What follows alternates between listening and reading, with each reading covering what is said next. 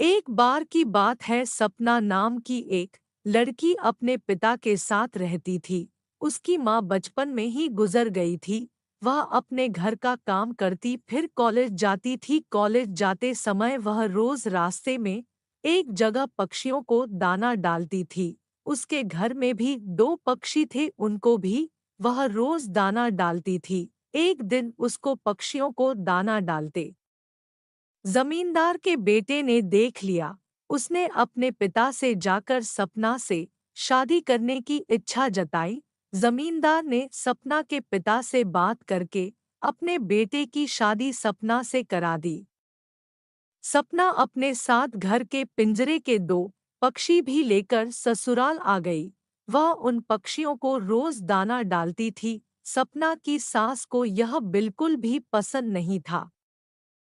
वह उन पक्षियों को परेशान करती थी। वह उनका दाना पानी जमीन में फेंक देती थी। एक दिन सपना की सास ने पक्षियों का पिंजरा ही जमीन पर फेंक दिया। उसे यह करते हुए सपना ने देख लिया।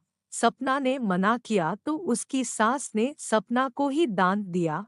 इन सब बातों से सपना परेशान रहने लगी। एक दिन सपना के पति ने परेशानी का कारण पूछा तो उसने सारी बात बता दी। उसके पति ने सपना को पक्षियों की भलाई के लिए उनको पार्क में छोड़ने की सलाह दी।